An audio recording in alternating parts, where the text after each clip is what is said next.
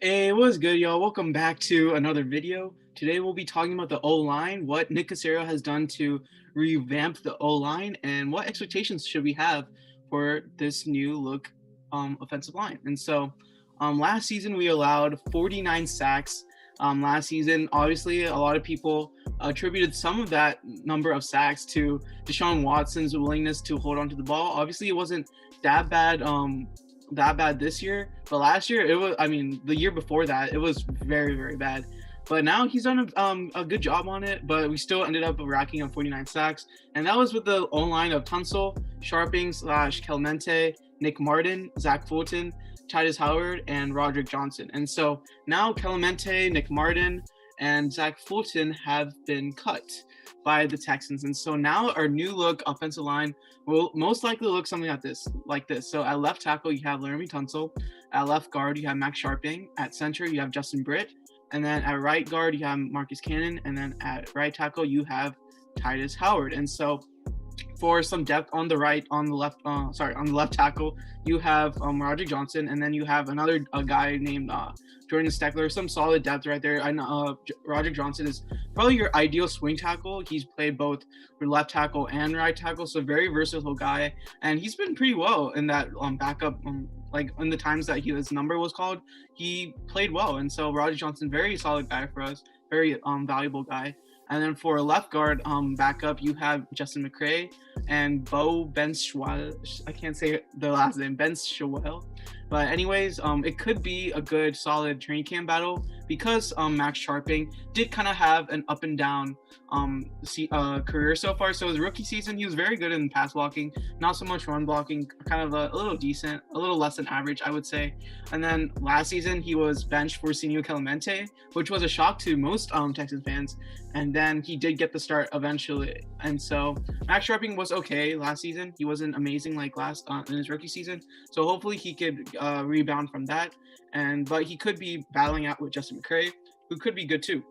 And so also for center wise, you have Justin Britt obviously, and then you have Cole Cabral, and then you have Cole Toner, who are decent guys. Obviously, none of these names are household names, obviously, but these guys are obviously upgrades over Nick Martin, who, as y'all may know, botched a lot of our games. Not a lot. He was mediocre as a center. He was okay after getting paid, but the Colts game, like you can't just make a mistake like that in crunch time.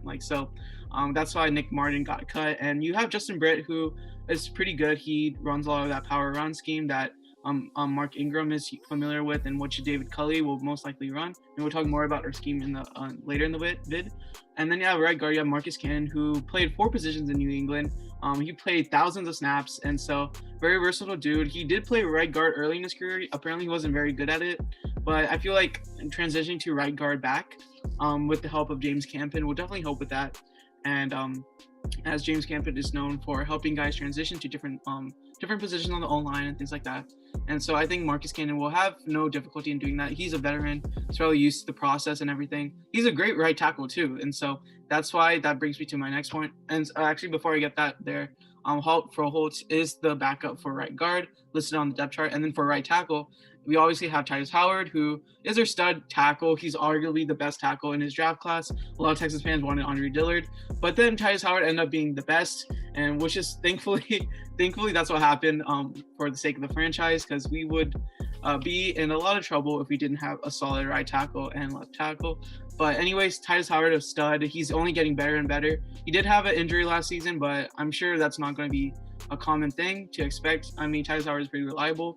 And then you have Charlie Heck, who's decent in his limited snaps. He only played 1 or 2 games, and so it wasn't a big deal. And when the Chiefs kind of cut Mitchell Schwartz and Eric Fisher, everyone thought that the Chiefs were going to trade for Charlie Heck because Charlie Heck's dad is the O-line coach for them. So, but obviously that didn't happen. And Charlie Heck is okay. I mean, he wasn't amazing. He wasn't standout. He didn't make crazy plays, but he held his own ground. That's what I say about Charlie Heck. And then you have Brent Quale as finishing out that depth chart, who's a solid dude. And I expect above average offensive line. I'd say it has the potential to be a top 10 offensive line. And you have obviously a Pro Bowler in Laramie Tunsil, who's very, very good, arguably top 3, top 2 left tackle in the game.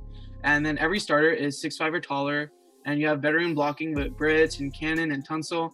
And Britt blocked for a similar QB to Sean Watson and Tyrod Taylor with Russell Wilson, and was the best O-line for the Seahawks at the time. And then, so for scheme-wise, we're probably going to be more of a power run, like I mentioned, and a play-action-heavy team. And it seems like with a mix of empty formation like we ran last year, and our O-line is built for it, considering we have very tall and powerful and strong guys. And we just recently traded for Ryan Izzo, who is from the Patriots, who's considered a very solid blocking tight end. So he can be used as that fullback or blocking tight end / extra lineman. And yeah, I have pretty good expectations. Obviously, we did allow 49 sacks last season, and so I'd imagine we get around 39 sacks. I'd say 10 less, considering that upgrade at right guard with Marcus Cannon, who's very, very good. Obviously, some Patriots fans have said that he is a little washed, but he didn't play last season, so we'll see about that. He's like 32, so he's not super old. And yeah, I have good expectations for this O-line. I think Tytus Howard could make it to the Pro Bowl. Honestly, I feel like Tytus Howard is that type of guy.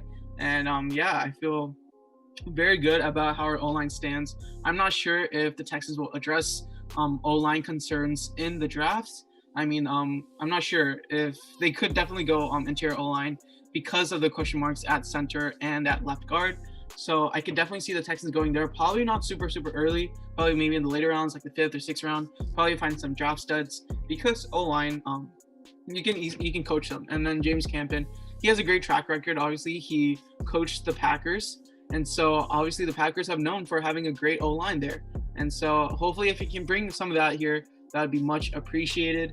And I think this O-line will be good, like I said. And so that's pretty much it for the video.